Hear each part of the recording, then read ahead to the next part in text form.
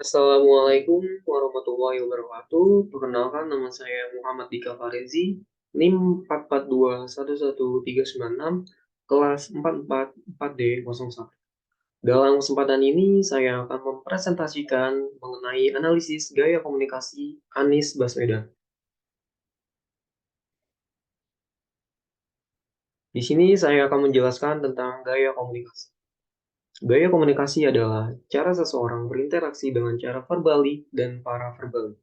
Untuk memberi tanda bagaimana arti yang sebenarnya, harus dipahami atau dimengerti untuk mendapatkan respon atau tanggapan tertentu dalam situasi yang tertentu pula.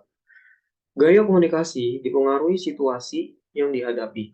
Setiap orang akan menggunakan gaya komunikasi yang berbeda-beda. Ketika mereka sedang gembira, sedih, marah, tertarik, atau bosan.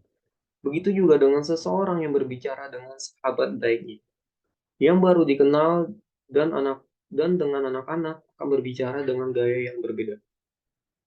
Selanjutnya, profil tokoh.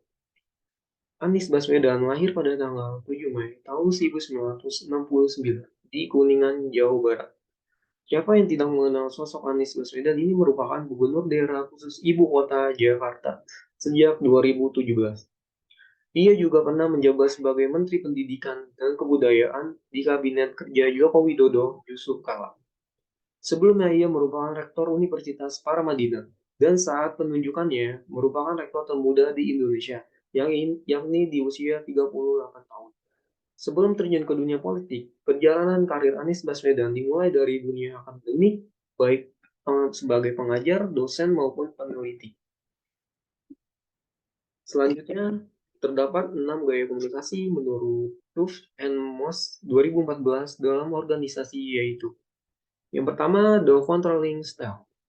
Gaya komunikasi ini bersifat mengendalikan dan ditandai dengan adanya satu kehendak atau maksud untuk membatasi, memaksa, dan mengatur perilaku, pikiran, dan tanggapan orang lain.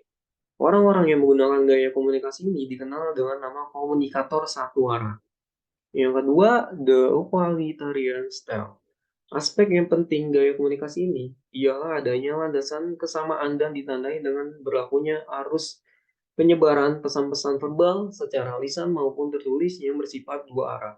Two-way traffic of communication. Yang ketiga, the structuring style. Gaya komunikasi ini memanfaatkan pesan-pesan verbal secara tertulis maupun lisan, guna menetapkan perintah yang harus dilaksanakan, penjadwalan tugas dan pekerjaan, serta struktur organisasi. Yang keempat, the dynamic style. Gaya komunikasi ini memiliki kecenderungan agresif, karena pengirim pesan memahami bahwa lingkungan pekerjaannya berorientasi pada tindakan action oriented. Selanjutnya yang kelima, the linguistic style.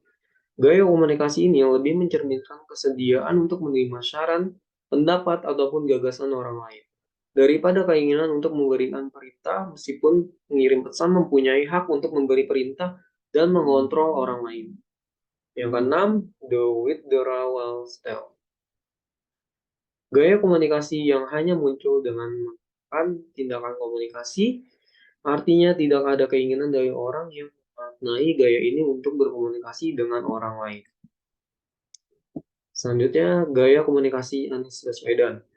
Anies Baswedan memiliki kemampuan retorika pengajar ketika dia menjelaskan suatu terlihat jelas sangat sistematis dan teoritis, sehingga menampakkan dia adalah orang yang sangat cerdas. Dia selalu menggunakan analogi yang mudah dipahami. Dia selalu mengutip teori yang sangat rumit dan dianalogikan dengan contoh sederhana sehingga orang awam pun bisa memahami apa yang dia komunikasikan. Ketenangan saat berkomunikasi merupakan ciri khas dari Anies Baswedan. Seorang hingga wibawa dan saat berbicara terpancar atau tervibrasi itu adalah modal yang sangat keren bagi seorang pemimpin. Jika dikaitkan dengan gaya komunikasi, Anies Baswedan yang sepintas kita lintas lihat dari pesan verbal dan nonverbal di berbagai kemunculan di publik.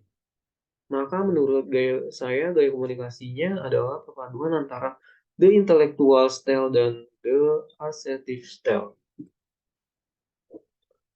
Baik, cukup sekian presentasi dari saya. Terima kasih.